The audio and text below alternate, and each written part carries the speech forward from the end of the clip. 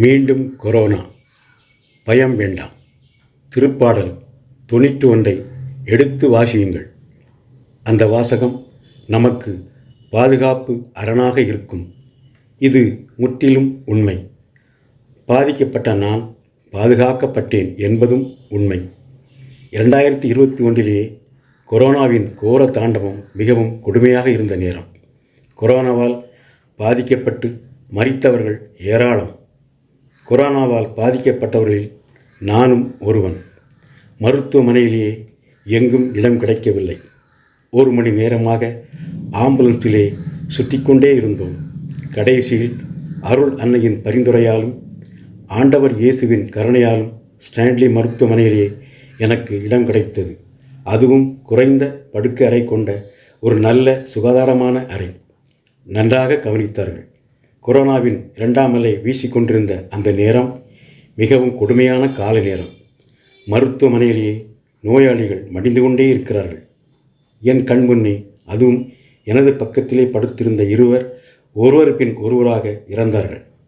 எனக்கு எப்படி இருந்திருக்கும்?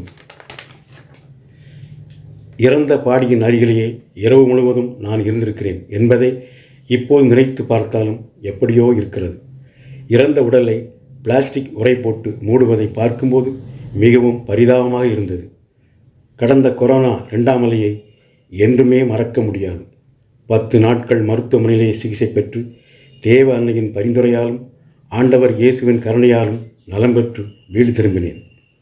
அன்புக்குரியவர்களே, திருப்பாடல் 91 தவறாது தினமும் எடுத்து வாசியுங்கள். அந்த வாசகத்தை படிக்கும்போது நமக்குள்ளே ஒரு தைரியம், நம்பிக்கை ஏற்படும். கொரோனா போன்ற நோய்கள் நம்மை அணுகாது, நம்மை பாதுகாக்கும். எனவே திருப்பாடல் 91 ஒவ்வொரு நாளும் தவறாது எடுத்து வாசியுங்கள், நலம் பெறுங்கள். திருப்பாடல் 91. நம்மை பாதுகாக்கும் இறைவன். உன்னதரின் பாதுகாப்பில் வாழ்பவர் எல்லாம் வல்லவரின் நிழலில் தங்கியிருப்பர். ஆண்டவரை நோக்கி, நீரே என் புகலிடம், என் அரண், நான் நம்பியிருக்கும் இறைவன் என்று உரைப்பார். ஏனெனில் ஆண்டவர் உம்மை வேடரின் கண்ணினின்றும் கொன்றளிக்கும் கொள்ளை நோயினின்றும் தப்புவிப்பார். அவர்தம் சிறகுகளால் உம்மை அரவணைப்பார்.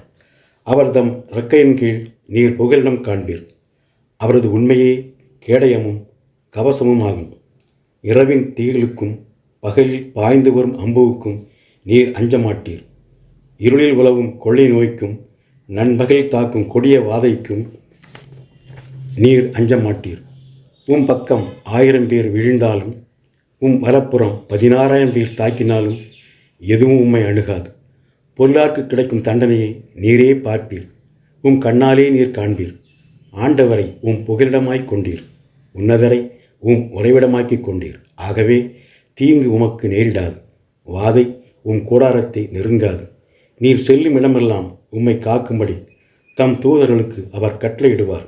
உம் கால் கல்லின் மேல் மோதாதபடி அவர்கள் தங்கள் கைகளில் உம்மை தாங்கிக் கொள்வர். சிங்கத்தின் மீதும் பாம்பின் மீதும் நீர் நடந்து செல்வீர்.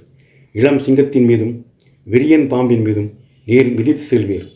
அவர்கள் என் மீது அன்பு கூர்ந்ததால் அவர்களை விடுவிப்பேன். அவர்கள் என் பெயரை அறிந்துள்ளதால் அவர்களை பாதுகாப்பேன். அவர்கள் என்னை நோக்கி மன்றாடும்போது அவர்களுக்கு பதிலளிப்பேன். அவர்களது துன்பத்தில் அவர்களோடு இருப்பேன். அவர்களை தப்புவித்து அவர்களை பெருமைப்படுத்துவேன். நீடிய ஆயுளால் அவர்களுக்கு நிறைவளிப்பேன். என் மீட்பை அவர்களுக்கு வெளிப்படுத்துவேன். இது ஆண்டவர் வழங்கும் அருள்வாக்கு. கிறிஸ்துவே உமக்கு புகழ். இயேசுவுக்கே புகழ். இயேசுவுக்கே நன்றி. மரியே வாழ்க.